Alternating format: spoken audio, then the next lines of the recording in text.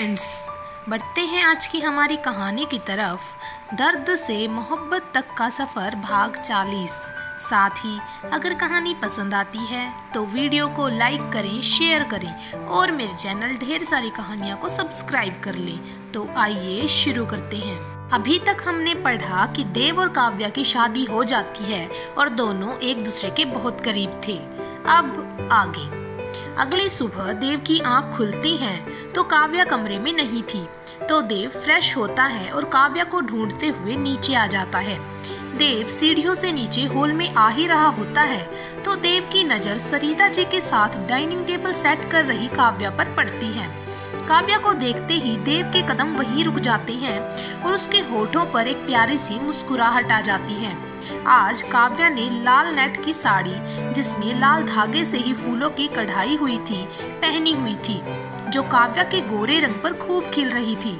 उसके चमकते चेहरे पर मांग में भरा हुआ सिंदूर, गले में पहना हुआ मंगलसूत्र, जिसके बीच में देव का पहनाया हुआ वो पेंडेंट बहुत खूबसूरत लग रहा था। मेहंदी लगे हाथों में पहना हुआ चूड़ा आज और भी ज्यादा चमक रहा था।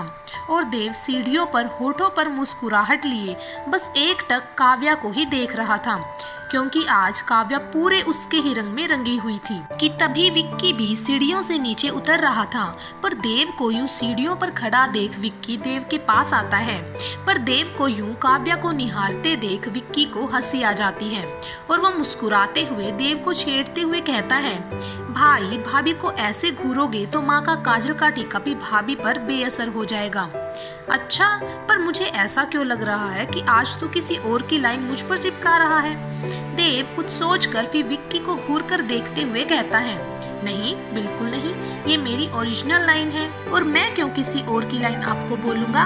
विक्की हकलाते हुए इधर उधर देखते हुए कहता है, अच्छा, तो शायद जिसने ये लाइन मुझे बोली थी तो लगता है उसने ये लाइन चुरा ली थी।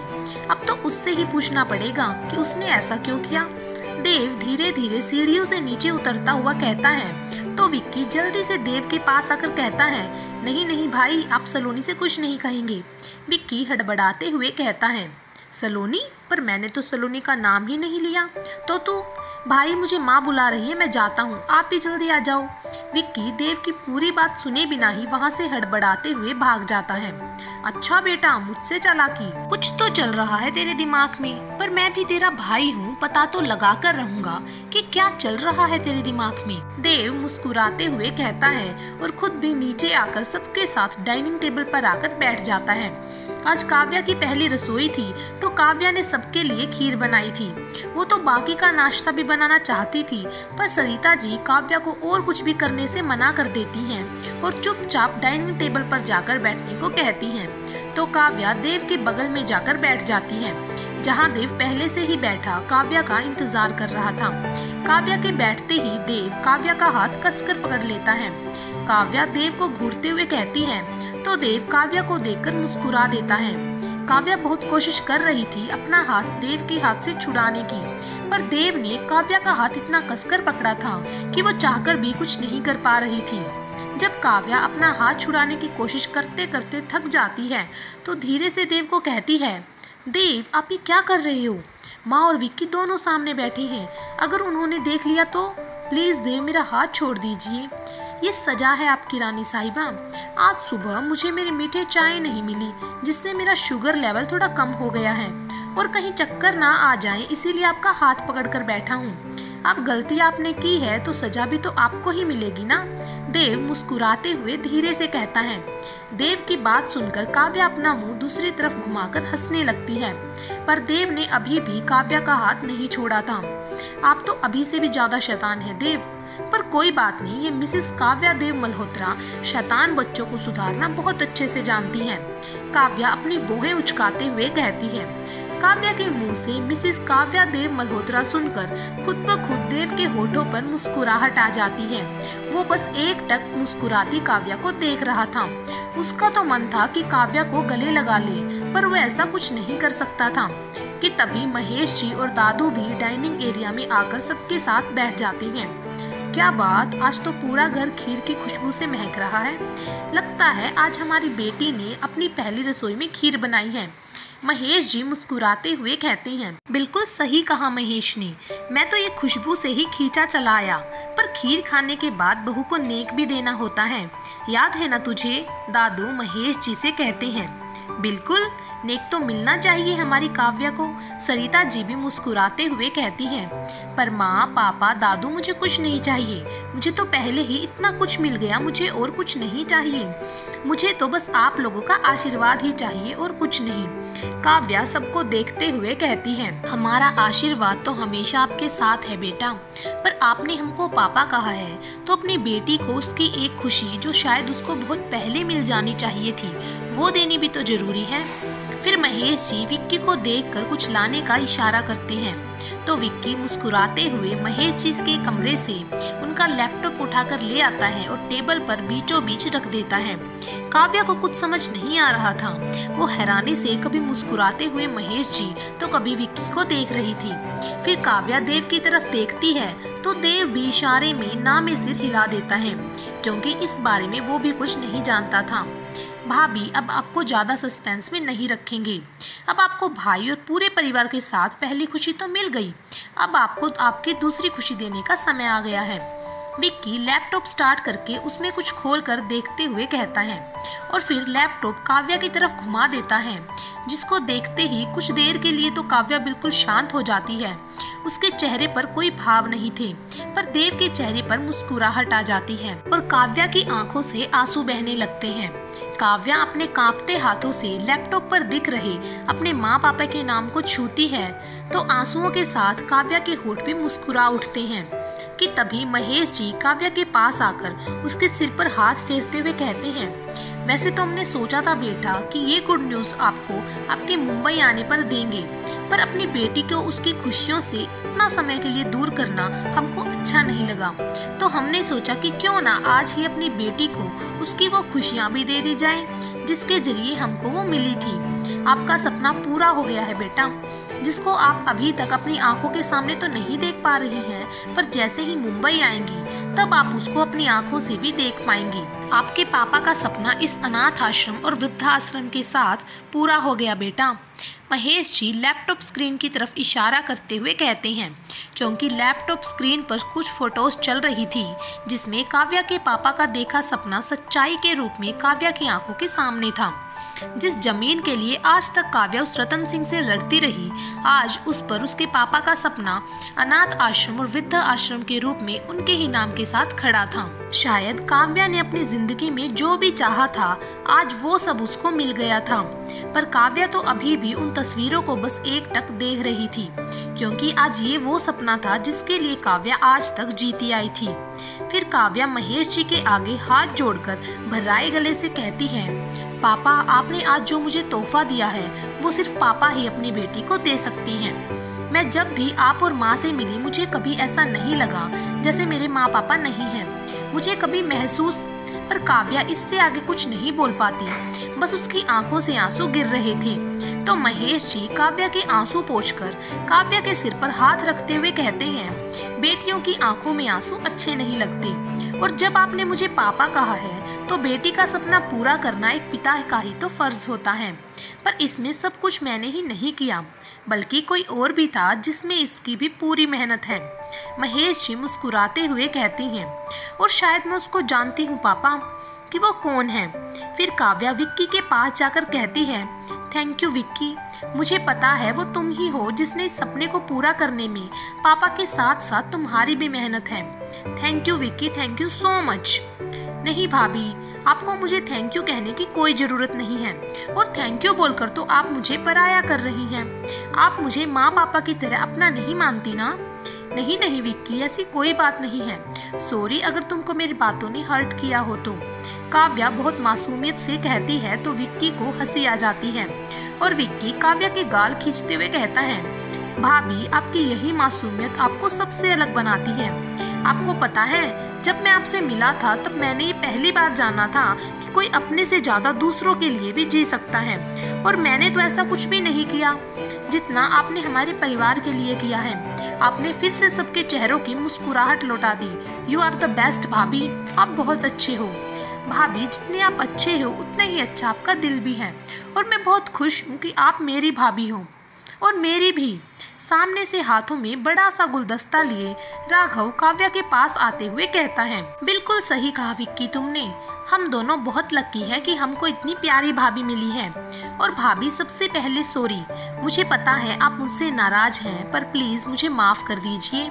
राघव मुस्कुराते हुए काव्या की ओर गुलदस्ता बढ़ाते हुए कहता है।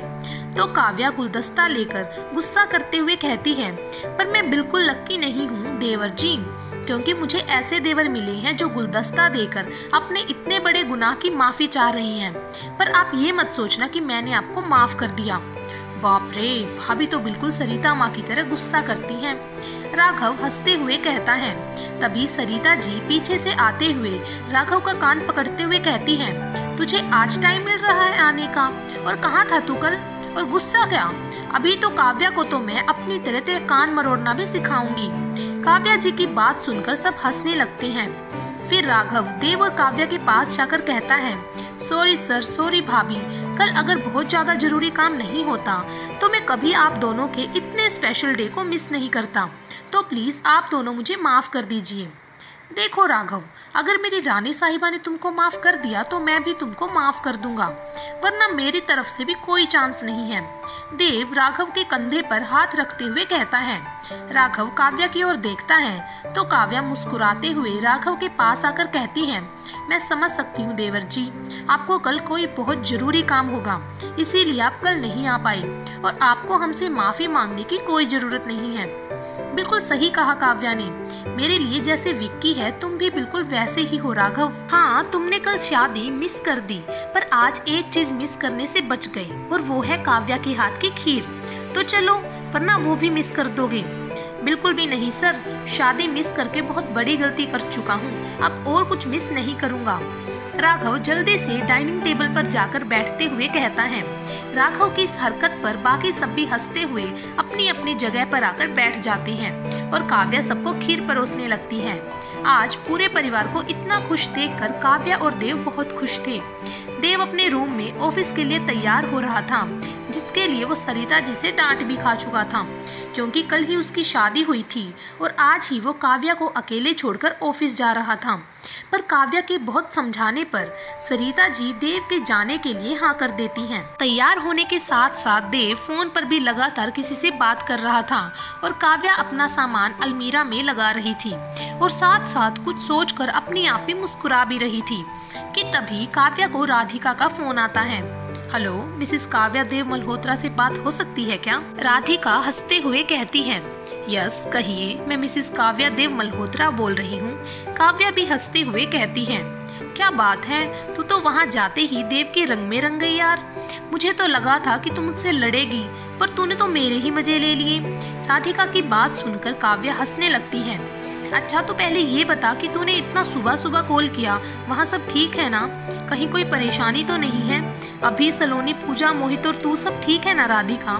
काव्या घबराते हुए कहती है। सबसे पहले अपने दिमाग के घोड़े चलाना बंद कर और मेरी बात सुन। यहाँ सब ठीक है और एक गुड न्यूज भी है। वाह, एक और गुड न्यूज? जल्दी बता क्या है। एक और मतलब? मैं तो एक ही गुड न्यूज दे रही हूँ, तो दूसरी कौन सी है? वो मैं जब मिलूंगी तब अच्छे से बताऊंगी, पर अभी तो वो बता जो गुड न्यूज़ देने के लिए तूने मुझे कॉल किया है। ओके, तो वो गुड न्यूज़ ये है कि हमारे प्यारे मोहित और पूजा दोबारा पेरेंट्स बनने वाले हैं। राधिका खुश होते हुए कहती है। क्या? काव्या खुशी से उछलते हुए कहती है। काव्या को इस तरह खुश देखकर देव भी मुस्कुराए बिना नहीं रह पाता। Oh my God, oh my God, आज सुबह से इतनी खुशियाँ मिल रही है ना राधिका कि लगता है कि कहीं खुशी खुशी में मुझे हार्ट अटैक। काव्या इससे आगे कुछ कहती उससे पहले ही देव काव्या के मुंह पर अपना हाथ रख देता है और फोन पर बात करते हुए ही काव्या को गुस्से से घूर रहा होता है। तो काव्या अपने कान पर हाथ रखते हुए सॉरी कह देती है। अरे कहाँ खो गई? नहीं, कहीं नहीं। अच्छा, मोहित और पूजा कहाँ है? मेरे उनसे बात करा। मोहित अभी पूजा को लेकर हॉस्पिटल गया है, तो एक काम क्यों नहीं करती, तू आज यहीं आ जा, सबसे मिलना भी हो जाएगा और तब तक मोहित और पूजा भी आ जाएंगे। हाँ यार, बात तो तू ठीक कह रही है। मैं एक बार माँ और देव से पूछ लेती हूँ, फिर तुझे बताती हूँ। ठीक है? वैसे मुझे पता है वो दोनों मना नहीं करेंगे, पर फिर भी तू पूछ ले और मुझको बता देना। अच्छा अब रखती हूँ, शाम को मिलते हैं फिर। Okay bye. काव्या मुस्कुराते हुए फोन रख देती है। देव की भी बात हो गई थी तो काव्या जल्दी से देव के पास जाती है और जाकर देव के गले लग जाती है। देव, आज मैं बहुत खुश हूँ। आज मुझे समझ नहीं आ रहा है कि इतनी खुशियाँ अपने अंदर कैसे समेटूं। मैं बहुत खुश हूँ देव। देव भी काव्या को इतना खुश देखकर खुश था, पर फिर वो काव्या को अपने सामने लाते हुए कहता है, ऐसी कौन सी बात है जिसके लिए मेरी रानी साहिबा इतनी खुश हो रही है? पर उससे पहले मुझे ये बताओ कि खुशी में बोलते वक्त तुम्हारे मुंह में शताब्दी एक्सप्रेस आ जाती है क्या, जो कुछ भी बोलती रहती हो? अच्छा सॉरी ना देव, पर मैं जो आपको अभी गुड न्यूज़ देने वाली हूँ ना, उसको सुनकर आप भी अपना गुस्सा भूलकर मेरी ही तरह खुशी से उछल पड़ेंगे। अभी राधिका का फोन आया था और उसने मुझे बताया कि मोहित और पूजा दोबारा पेरेंट्स बनने वाले हैं। मैं उन दोनों के लिए बहुत खुश हूँ देव। मैं आपको बता नहीं सकती मैं कितनी खुश हूँ। Wow, that's a great news. तुमको तो खुद मोहित और पूजा के पास जाना चाहिए। अच्छा एक काम करो, अभी मैं तुमको ड्राइवर के साथ भेज देता हूँ और आते हुए तुमको अपने साथ ले आऊँगा। इस तरह तुम और मैं, हम दोनों उनसे मिल लेंगे। देव काव्या को देखते हुए कहता है तो काव्या खुशी से देव के गले लग जाती है। थैंक यू देव, मैं आपसे यही पूछने वाली थी। Thank you so much. मैं ये खुशखबरी माँ को सुना कर आती हूँ। माँ कितनी खुश हो जाएंगी ना, और मैं माँ से जाने के लिए भी पूछ लूँगी। काव्या जैसे ही जाने लगती है तो देव काव्या का हाथ पकड़कर काव्या को रोक लेता है और अपने करीब खींचकर मुस्कुराते हुए कहता है, हाँ ये बात सुनकर माँ खुश तो होंगी, पर तब ज़्यादा खुश होंगी जब ये खुशखबरी हम दोनों उनको देंगे। ये सुनते ही काव्या का चेहरा शर्म से लाल हो जाता है और वो देव के सीने में अपना चेहरा छुपा लेती है। तो देव भी काव्या को अपनी बाहों में भरते हुए कहता है, मुझे तो बिल्कुल आप जैसी बेटी चाहिए रानी साहिबा, जो बिल्कुल आपकी परछाई हो। बिल्कुल भी नहीं, मुझे तो बेटा चाहिए बिल्कुल आपकी तरह प्यारा सा, जैसे आप हैं। काव्या देव को देखकर मुस्कुराते हुए कहती है। तो देव काव्या का माथा चूम लेता है। मुझे सबसे पहले आपकी खुशियाँ चाहिए रानी साहिबा, बस अपने चेहरे की इस प्यारी सी मुस्कुराहट को कभी खोने मत देना। आप ऐसे ही खुश रहिए, मुझे और कुछ नहीं चाहिए। काव्या को हमेशा की तरह आज भी देव की आंखों में अपने लिए बेइंतहा प्यार दिख रहा था। काव्या धीरे से देव के करीब जाकर देव के गाल पर किस कर देती है और फिर वहां से भागते हुए दरवाजे पर रुककर मुड़कर देव को देखते हुए कहती है, आपका सुबह शुगर लेवल कम हो गया था ना, अब ठीक हो जाएगा। इतना कहकर काव्या खिलखिलाकर हंसते हुए वहां से भाग जाती है, पर देव अभी भी वैसे ही खड़ा था। देव अपना हाथ अपने गाल पर लगाता है और फिर मुस्कुराने लगता है। देव ऑफिस के लिए निकल गया था और काव्या भी सरिता जी से पूछकर मोहित और पूजा के पास जाने के लिए निकल गई थी। काव्या वहां पहुंचती है तो सब उसका ही इंतजार कर रहे थे। आज काव्या के चेहरे का नूर ही कुछ और था। सब काव्या को इस तरह देखकर बहुत खुश थे कि तभी सलोनी भागते हुए आकर काव्या के गले लग जाती है। दी कैसी हैं आप? और जीजू वो नहीं आए? मैं अच्छी हूँ, तो कैसी है? और पूजा और मोहित कहाँ हैं? वो भैया भाभी को भी हॉस्पिटल लेकर आए हैं ना, तो वो अंदर अपने रूम में हैं। ठीक है, मैं उनसे वहीं मिल लूंगी। फिर काव्या राधिका के पास जाकर उससे मिलती है तो राधिका काव्या को छेड़ते हुए कहती है, क्या बात है, हमारी काव्या तो एक दिन में ही बदल गई। देव का क्या रंग चढ़ा है भाई हमारी काव्या पर। हाँ, तो अब मैं तेरी काव्या थोड़ी हूँ, अब मैं मिसेस काव्या देव मल्होत्रा हूँ, तो चेंज तो आएगा ही। काव्या राधिका को देखकर मुस्कुराते हुए कहती है तो राधिका के साथ साथ बाकी सब भी हंसने लगते हैं। फिर काव्या विनोद, रिया और अवनी से मिलती है क्योंकि अभी मोहित और पूजा के साथ कमरे में ही था।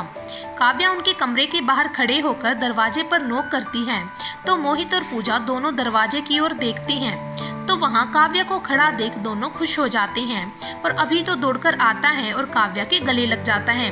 मम्मा पापा देखो, कली आ गई। कली, तुमको पता है मैंने तुमको कितना मिस किया, और पता है हमारा छोटा बेबी आने वाला है, बिल्कुल मेरी तरह, जैसे मैं हूँ ना छोटा सा, बिल्कुल वैसा। अभी मुस्कुराते हुए कहता है, अच्छा, पर अभी तो हम अपने अभी बाबू के लिए चॉकलेट्स लाए हैं जो हमने बाहर हॉल में रखी हैं, और अगर अभी को वो चॉकलेट्स चाहिए तो उनको भागकर राधिका बुआ के पास जाना होगा, वरना अवनी दीदी सारी चॉकलेट्स खा लेंगी। काव्या अपने घुटनों पर बैठकर अभी से कहती है और चॉकलेट्स का नाम सुनते ही अभी बाहर हॉल में भाग जाता है। फिर काव्या अंदर रूम में आ जाती है। पूजा बेड पर बैठी हुई थी और मोहित उसके बगल में ही खड़ा हुआ था। काव्या जल्दी से जाकर पूजा को गले लगाते हुए कहती है, कॉन्ग्रेचुलेशंस पूजा, मैं बता नहीं सकती मैं आज कितनी खुश हूँ। मुझे जैसे ही राधिका ने गुड न्यूज़ दी, मुझसे वेट नहीं हो रहा था, बस मन कर रहा था कि उड़कर तुम्हारे पास आ जाऊं। मैं तुम दोनों के लिए बहुत खुश हूँ, पर अब तुमको अपना पूरा ध्यान रखना है, समझी? और डफर तू, मैं यहाँ नहीं हूँ इसका मतलब ये नहीं है कि तू अपनी मनमानी करेगा। पूजा अब से सिर्फ आराम करेगी और सारा काम तुम करोगे, समझा डफर?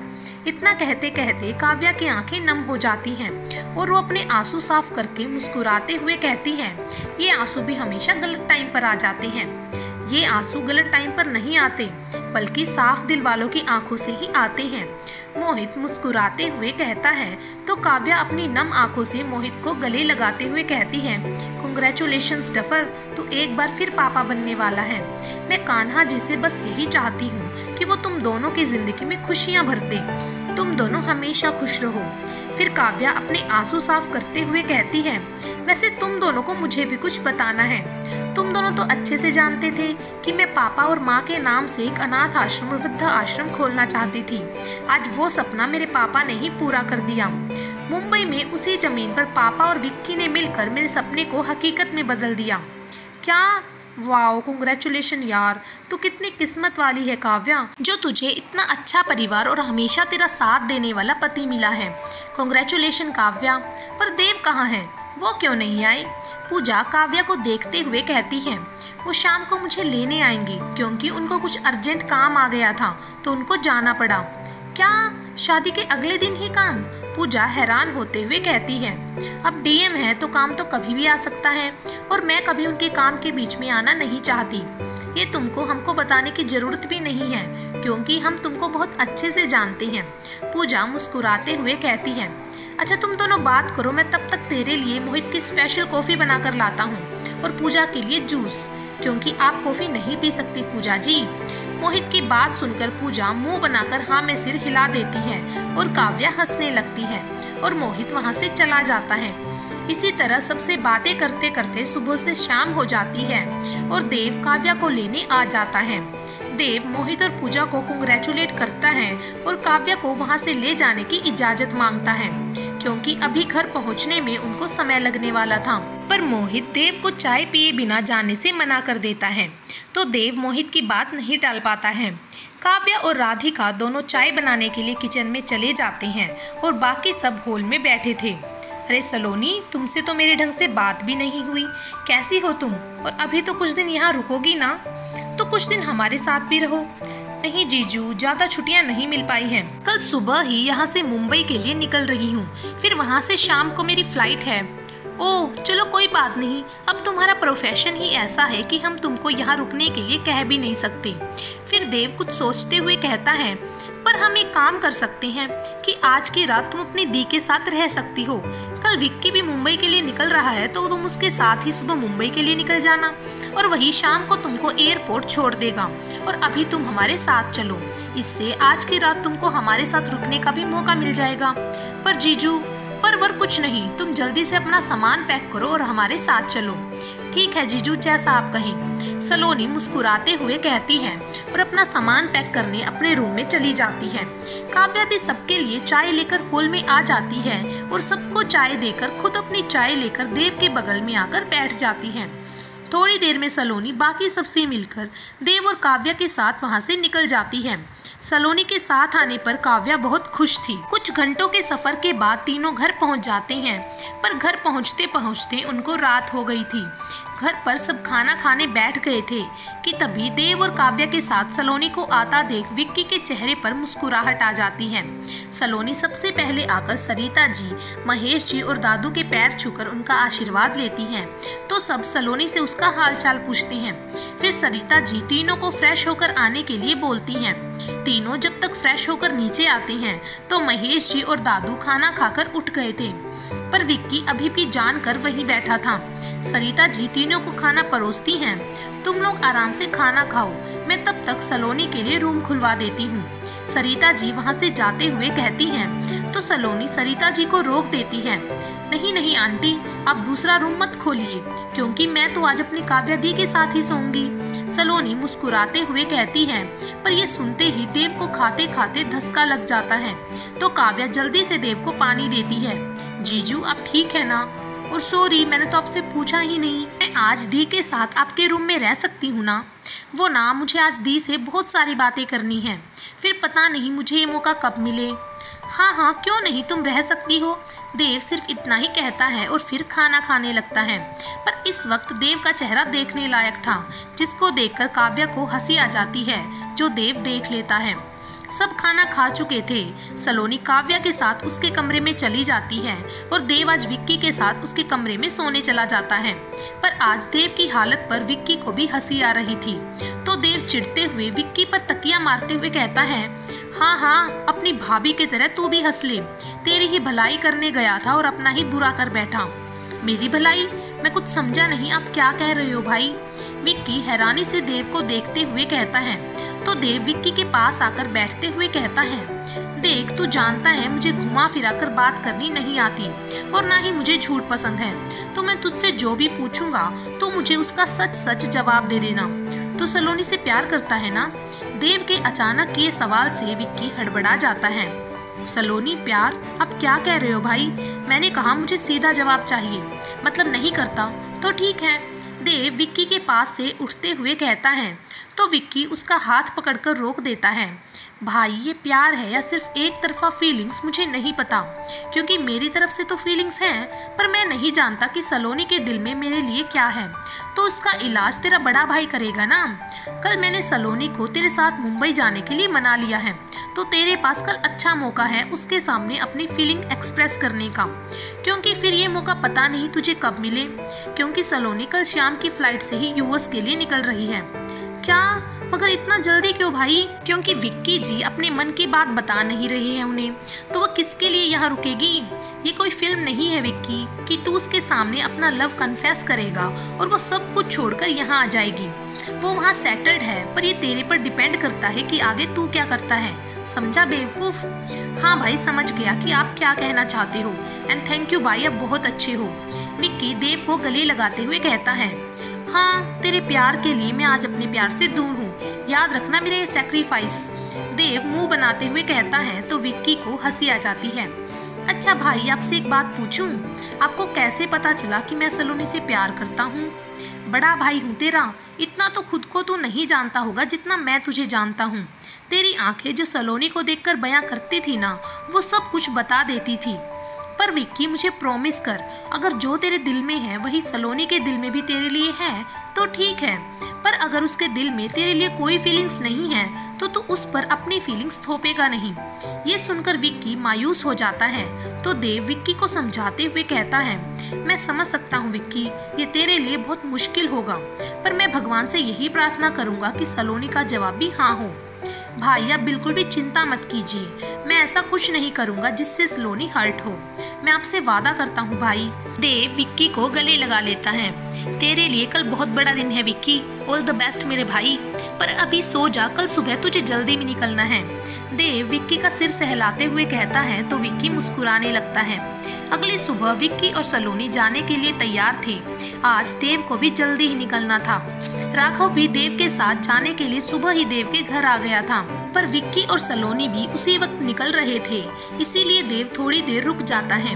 विक्की गाड़ी में अपना और सलोनी का सामान रखवा रहा था, बाकी सब भी बाहर ही खड़े थे। सलोनी सबके पैर छूकर आशीर्वाद लेती है और फिर काव्या के पास आकर उसके गले लग जाती है। दोनों की आंखों से आंसू बह रहे थे, क्योंकि आज फिर से दोनों को एक दूसरे को देखने के लिए वीडियो कॉल का सहारा लेना शुरू करना था। अपना ख्याल रखना सलोनी, मैं तो तेरे साथ ढंग से रह भी नहीं पाई, मेरी तो तुझसे अच्छे से सारी बात भी पूरी नहीं हुई थी और तेरे जाने का समय हो गया, पर मैं तो चाहकर भी तुझे नहीं रोक सकती। इतना कहते कहते काव्या का गला भर जाता है और वो कुछ नहीं कह पाती।